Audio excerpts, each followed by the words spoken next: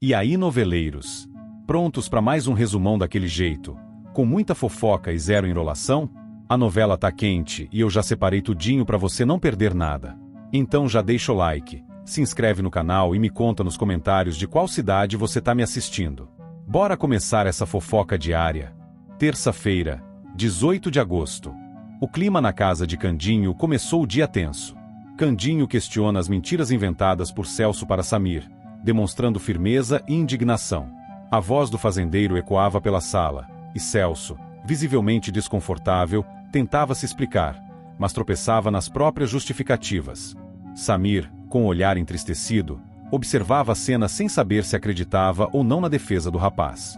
Candinho, determinado, deixava claro que não admitia manipulação contra um menino que ele havia prometido proteger. Enquanto isso, em outro canto, Simbá chantageia Zuma e Zenaide.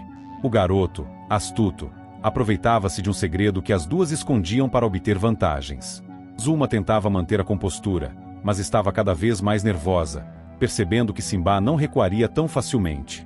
Zenaide, aflita, tentava intervir, pedindo que ele não levasse a chantagem adiante, mas o menino apenas sorria com malícia, impondo suas condições.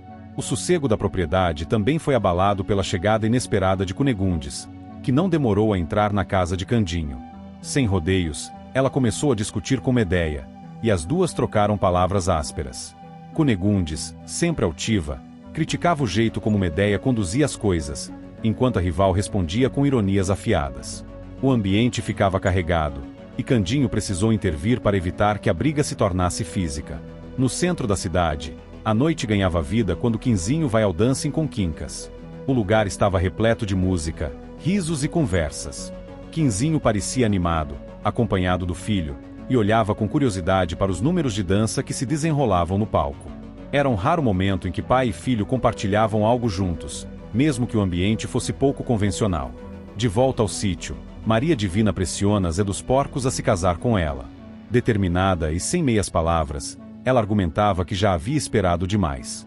Zé, com seu jeito simples, coçava a cabeça, tentando adiar a decisão, mas Maria Divina não se mostrava disposta a aceitar desculpas.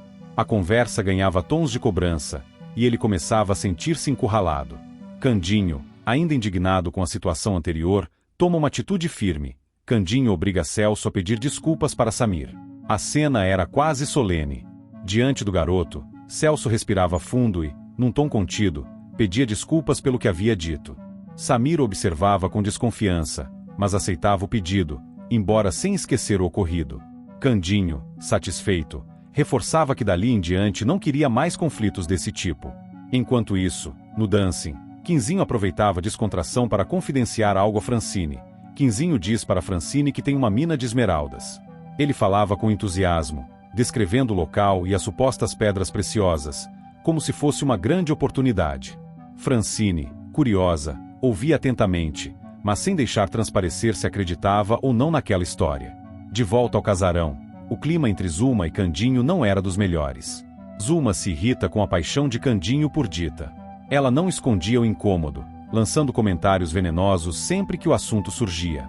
Candinho, por sua vez, não negava seus sentimentos, e isso só fazia aumentar a frustração de Zuma, que via sua influência sobre ele enfraquecer. Enquanto Zuma lidava com esse sentimento, no dancing as coisas mudavam de tom. Quincas é demitido do dancing.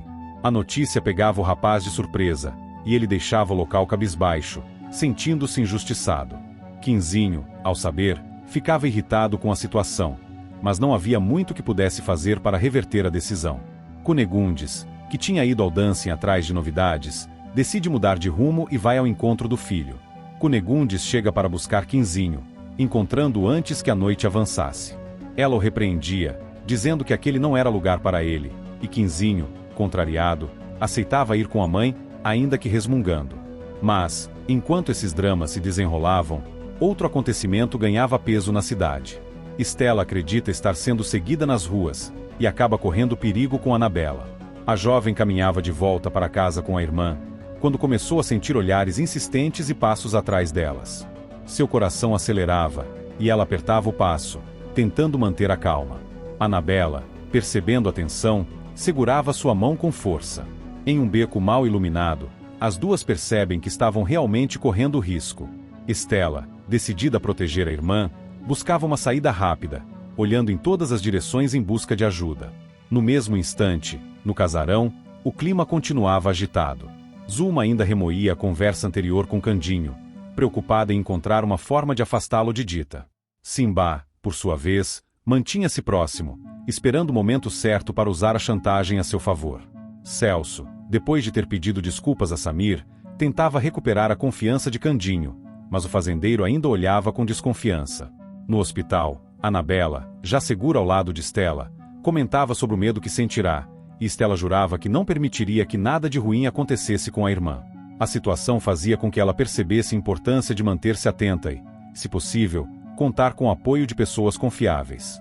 Enquanto isso, Zé dos Porcos, ainda pensando na pressão de Maria Divina, procurava conselhos com amigos sobre o que fazer.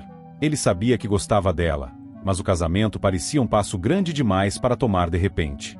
Maria Divina, porém, não demonstrava a intenção de recuar, planejando novas investidas para convencê-lo. Quinzinho, de volta com Cunegundes, não deixava de pensar na conversa sobre as esmeraldas. Ele estava certo de que poderia transformar aquele achado em uma grande oportunidade, mas guardava o plano para si, evitando comentar diante da mãe. Francine, por outro lado, refletia sobre o que ouvirá e considerava como poderia se beneficiar dessa informação. No casarão, Medéia comentava com Margarida sobre a discussão que tivera com Cunegundes, rindo das provocações que havia lançado. As duas sabiam que o embate estava longe de terminar, e Medéia já preparava novas estratégias para enfrentar a rival. Celso, ao final do dia, observava Estela de longe, ainda intrigado com a forma como ela conduzia sua vida e cuidava de Anabela. Ele se perguntava se conseguiria quebrar as barreiras que ela mantinha, ao mesmo tempo em que tentava não levantar novas desconfianças. Candinho, sentado à varanda, refletia sobre todos os acontecimentos. Sua preocupação principal era garantir que Samir se sentisse seguro e protegido, mas também não conseguia deixar de pensar em Dita e no quanto queria reatar a boa convivência com ela. Ao mesmo tempo, se irritava com as manobras de Zulma e Celso, ciente de que precisaria agir com inteligência para manter a paz ao redor. O dia se encerrava com tensões ainda no ar. Zulma, trancada em seu quarto, bolava um novo plano para reconquistar o controle sobre a situação. Simbá, satisfeito com o poder que tinha nas mãos, planejava seu próximo passo. E Estela, deitada ao lado de Anabela, não conseguia dormir, ainda assombrada pelo medo vivido nas ruas. E acabou o resumão de hoje. Se a novela tá boa, imagina o resumão de amanhã. Então se inscreve aí e vamos fofocar juntinhos no próximo vídeo, porque aqui a gente vive de resumo, emoção e um pouquinho de confusão.